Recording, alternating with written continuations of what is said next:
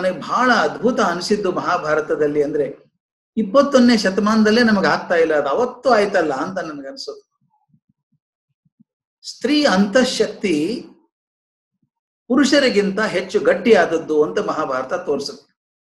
ದಯವಿಟ್ಟು ಗಮನಿಸಿ, ಸ್ವಲ್ಪ ಆಳವಾಗಿ ಓದಿದ್ರೆ ಮಹಾಭಾರತ ಮುಟ್ಟುತ್ತೆ ನಿಮ್ಮ ಹೃದಯಕ್ಕೆ.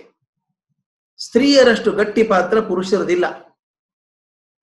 ನೀವು ಕುಂತಿ ನೋಡಿ, ದ್ರೌಪದಿ ನೋಡಿ, ಗಾಂಧಾರಿ ನೋಡಿ, ಒಬ್ರು ಅಳುಬುರುಕೆ ಪಾತ್ರ ಯಾವುದೂ ಇಲ್ಲ ಅಲ್ಲಿ. ಒಬ್ರು ಅಳುಬುರುಕರಲ್ಲ. ಕುಂತಿ ಬೆಂಕಿಯಲ್ಲಿ ಬಂದಲ್ಲಪ್ಪ, ಆಕೆ ಇಡೀ ಜೀವನ ಪರ್ಯಂತ ಸುಖ ಕಾಣಲಿಲ್ಲ. ಆದ್ರೆ ಒಂದು ಸಲ ಕೊಣಕೊಂಡು ಹತ್ತದ್ದಿಲ್ಲ ಆಕೆ. ಏನ್ ಸಂಭ್ರಮ ಆಕೆ ಬದುಕು ಎಲ್ಲಿದೆ? ಗಂಡ ಸತ್ತೋದ, ತನ್ನ ಜೊತೆ ಇದ್ದಂತ ಮಾದರಿ ಸಹಗಮನ ಮಾಡಿದ್ಲು. ಆ ಮಕ್ಕಳನ್ನ ಕರ್ಕೊಂಬಂದು ಮತ್ತೊಬ್ಬರ ಮನೆಯಲ್ಲಿ ಇರ್ಬೇಕು. ಆ ಮನೆಯವರಾದ್ರೂ ತಮ್ಮ ದಾಯಾದಿಗಳು ಇವ್ರನ್ನ ಯಾವಾಗ ಕೊಂದೇವೋ ಅಂತ ಕೂತಿದ್ದಾರೆ. ಇಷ್ಟು ಪರಿಸ್ಥಿತಿಯಲ್ಲಿ ಕುಂತಿ ಹಾಗಿದ್ಲು. ಮತ್ ಮಕ್ಕಳು ಇದಕ್ ಹೋದಾಗ, ಗಾಡಿಗೆ ಹೋದಾಗ ದುರ್ಯೋಧನನ ಮನೆಯಲ್ಲಿ ಇರ್ಲಿಲ್ಲ, ಆಕೆ ವಿದುರನ ಮನೆಯಲ್ಲಿ ಇದ್ಲು, ಆ ಗುಡಿಸಲಲ್ಲೇ ಇದ್ಲು. ಆನಂತರ ಮುಂದೆ ಯುದ್ಧ ಕಾಲ ಬಂದಾಗ ಎಲ್ಲಿದ್ಲು ತಾಯಿ? ಯುದ್ಧ ಮುಗಿದ ಸ್ವಲ್ಪ ಹೊತ್ತಿಗೆ ಹೋಗೇ ಬಿಟ್ಲು, ಕಾಡಿಗೆ ಹೋಗ್ಬಿಟ್ಲು ವಿದುರನ ಜೊತೆಗೆ. ಏನ್ ಸಂತೋಷ ಪಟ್ಲು. ಯುದ್ಧ ಮುಗಿದ್ಮೇಲೆ ಕೃಷ್ಣ ಕೇಳ್ತಾನೆ, ಅತ್ತೆ ನಿನಗೆ ಏನ್ ಬೇಕು ಅಂತ ಕೇಳ್ತಾನೆ.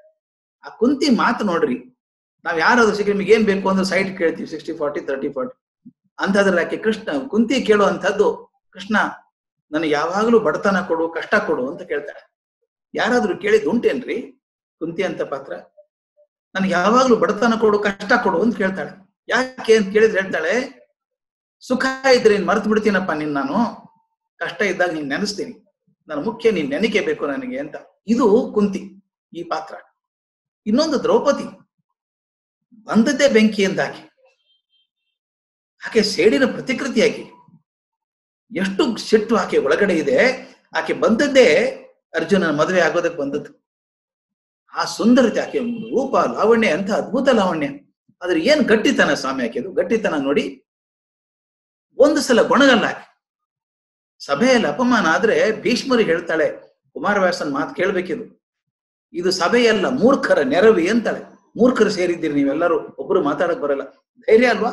ಒಬ್ಬ ಹೆಂಗಸು ಆಕೆನ ಅಪಮಾನ ಮಾಡ್ಬೇಕು ಅಂತ ಇಡೀ ಸಭೆ ನಿಂತ್ಕೊಂಡಿದೆ, ಯಾರು ಇಲ್ಲ. ಆಕೆ ಎಲ್ಲಾರನ್ನು ಬಿಡ್ಕೋತಾಳೆ. ಮೊದಲು ಗಾಂಧಾರಿಯನ್ನು ಬಿಡ್ಕೋತಾಳೆ, ಭಾನುಮತಿಯನ್ನು ಬಿಡ್ಕೋತಾಳೆ.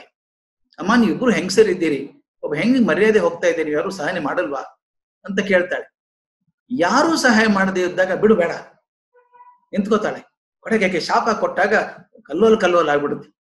ಅಂಥ ದ್ರೌಪದಿ ಕಾಡಿನಲ್ಲಿ ಹೋಗ್ತಾಳೆ. ಎಂತ ಪರೀಕ್ಷೆ ಕಾಲ ಬಂದಾಗ ಆಕೆ ಇರೋದು ಹೇಗಿರ್ತಾಳ್ರಿ? ಎಷ್ಟು ಅಪಮಾನ ಆಕೆಗೆ. ಒಬ್ಬ ಜಯದ್ರಥ ಅಪಮಾನ ಮಾಡೋದು, ಕರ್ಣ ಮಾಡುವಂತ ಅಪಮಾನ, ದುರ್ಯೋಧನ ಮಾಡುವಂತ, ದುಶ್ಯಾಸನ ಮಾಡುವಂತ ಅಪಮಾನ ತಡ್ಕೊಂಡ್ಲಲ್ಲ ಆಕೆ. ಅದು ಯಾವುದನ್ನು ಮರೀಲಿಲ್ಲ ಆಕೆ, ಕೊನೆವರೆಗೂ ಮರೀಲಿಲ್ಲ.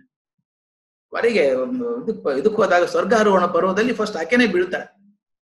ಆಕೆ ದುಃಖ ಪಡಲ್ಲ. ನಾನು ಮುಗಿತ ಯಾತ್ರೆ, ನೀವು ಹೋಗಿ ನಮ್ಮ ಮುಂದೆ ಅಂತ ಹೇಳ್ತಾಳೆ. ನನಗೆ ಯಾಕೆ ಸಂತೋಷ ಆಗತ್ತೆ ದ್ರೌಪದಿ ಪಾತ್ರ ನೆನೆಸ್ಕೊಂಡ್ರೆ, ಅಳುಬುರುಕ ಪಾತ್ರ ಅಲ್ಲ ಅದು, ಗಟ್ಟಿ ಪಾತ್ರ. ಆಕೆಗೆ ಇರುವ ಶಕ್ತಿ ಯಾರಿಗೂ ಇರ್ಲಿಲ್ಲ ಅಂತ ಅನ್ಸುತ್ತೆ. ಆಕೆ ಬಿದ್ದಾಗ ಭೀಮ ಅಳ್ತಾನೆ, ದ್ರೌಪದಿ ಬಿದ್ದು ಹೋದ್ಲಲ್ಲ ಅಂತ. ಆಕೆ ಅಂತ ನೀ ಹೋಗು, ಚಿಂತೆ ಎಲ್ಲ ಮುಗಿತಂತ ಹೋಗಿ ನೀನು. ಅದಕ್ಕೆ ನಾನು ಹೇಳುದು, ಮಹಾಭಾರತದ ಸ್ತ್ರೀ ಪಾತ್ರಗಳಿರುವಷ್ಟು ಅಂತಃಶಕ್ತಿ ಪುರುಷ ಪಾತ್ರಗಳಿಗಿಲ್ಲ. ಗಾಂಧಾರಿ ಏನು ಸ್ವಲ್ಪ ಕಷ್ಟಪಟ್ಟದ್ದು. ಆಕೆ ಒಬ್ಬಳೆ ಕಾನ್ಶಿಯನ್ಸ್ ಕೀಪರ್ ಅದು. ಕೆಲವೊಂದ್ ಕಡೆ ಸೋತ್ಲು, ಆಮದ್ ಬೇರೆ. ಆದ್ರೆ ಬಹಳಷ್ಟು ಕಾಲ ಧೃತರಾಷ್ಟ್ರನಿಗೆ ಬೇಡ, ಮೋಸ ಮಾಡ್ಬೇಡ, ಅವ್ರು ಒಳ್ಳೆಯವರಿದ್ದಾರೆ, ಪಾಂಡವರು ಅವ್ರಿಗೆ ಮೋಸ ಮಾಡ್ಬೇಡ, ನನ್ನ ಮಗನ್ ಬೇಕಾದ್ರೆ ಬಿಟ್ಬಿಡು ನೀನು, ಅವ್ನ್ ಬಿಡ್ಬೇಡ ಅಂತ ಕೊನೆವರೆಗೂ ಕಾನ್ಶಿಯನ್ಸ್ ಕೀಪರ್ ಆಗಿದ್ದಂತ ಗಾಂಧಾರಿ ಕೊನೆ ತಡ್ಕೊಳಕ್ಕಾಗಲ್ಲ. ಯಾರಿಗೆ ತಡ್ಕೊಳಕ್ಕಾಗತ್ತೆ ಸ್ವಾಮಿ? 100 ಜನ ಮಕ್ಕಳನ್ನ ಹೊಸದ್ ಹಾಕ್ಬಿಟ್ಟಲ್ಲ ಭೀಮ. ಮಕ್ಕಳು ತಪ್ಪು ಅಂತ ಇರ್ತದೆ, ಆದ್ರೆ ತಾಯಿಗೆ ಯಾವಾಗ್ಲೂ ಮಕ್ಕಳು ಒಳ್ಳೆಯವರೇ. 100 ಜನ ಮಕ್ಕಳನ್ನು ಕೊಂದು ಹಾಕ್ಬಿಟ್ನಲ್ಲ ಒಬ್ಬ ಭೀಮ. ಸಂಕಟ ಆಗ್ಲಿಕ್ಕಿಲ್ವಾ? ಆಕೆ ಆದ್ರೂ ಭೀಮನ ಬೈಯಲ್ಲ. ಕೊನೆಗೆ ಹೇಳ್ತಾಳ, ಕೃಷ್ಣ ನೀನೇ ಜವಾಬ್ದಾರಿ, ಇದಕ್ಕೆಲ್ಲ ನೀನೇ ಜವಾಬ್ದಾರಿ ಅಂತ ಹೇಳಿ. ಇದುವರೆಗೂ ಕೃಷ್ಣನಿಗೆ ಶಾಪ ಕೊಡುವಂತ ಧೈರ್ಯ ಯಾರಿಗೂ ಇರ್ಲಿಲ್ಲ. ಆಕೆ ಕೃಷ್ಣನಿಗೆ ಶಾಪ ಕೊಡ್ತಾಳೆ. ಕೃಷ್ಣ ನೀನ್ ಮನಸ್ಸು ಮಾಡಿದ್ರೆ ತಡಿಬಹುದಾಗಿತ್ತು, ಮಾರಣ ಹೋಮ ತಡಿಬಹುದಾಗಿತ್ತು, ನೀ ತಡಿಲಿಲ್ಲ, ಆದ್ರಿಂದ ನಿನಗ್ ಶಾಪ, ನಿನ್ನ ಕಣ್ಣು ಮುಂದೆ ನಿನ್ ವಂಶದವ್ರು ಹಾಳಾಗಿ ಹೋಗ್ಲಿ ಅಂತ ಹೇಳ್ತಾಳೆ. ಅದು ಕೃಷ್ಣನ್ ರಿಯಾಕ್ಷನ್. ನಕ್ ಬಿಡ್ತಾನು. ಇದಕ್ಕೂ ನಗ್ತಿಯಲ್ಲೋ ಮಾರಾಯ ನೀನು ಅಂದ್ರೆ ಇವತ್ತಿನೇನ್ ಮಾಡ್ಲಿ ಅಂದವನು. ನಾನು ವಿಚಾರ ಮಾಡ್ತಿದ್ದೆ, ನನ್ನ ಮನೆತನದವ್ರು ತುಂಬಾ ಅಹಂಕಾರಿಗಳಾಗ್ಬಿಟ್ಟಿದ್ದಾರೆ, ಅವ್ರ ನಾಶ ಹೆಂಗ್ ಮಾಡ್ಬೇಕು ಅಂತಿದ್ದೆ. ನೀನು ದುರ್ಗೆ ರೂಪವಾಗಿ ಬಂದು ಕರುಣೆ ಮಾಡ್ಬಿಟ್ಟೆಲ್ಲ ಅವ್ರ ನಾಶ ಮಾಡೋದಕ್ಕೆ, ಒಳ್ಳೇದಾಯ್ತು ಬಿಡು. ಅಂದ್ರೆ ಈ ಪಾತ್ರಗಳು ಎಂತ ದೊಡ್ಡ ದೊಡ್ಡ ಪಾತ್ರಗಳು. ಒಂದು ದ್ರೌಪದಿ, ಒಂದು ಕುಂತಿ, ಒಂದು ಗಾಂಧಾರಿ, ಇಂಥ ಪಾತ್ರಗಳು ಅದ್ಭುತ ಪಾತ್ರಗಳು.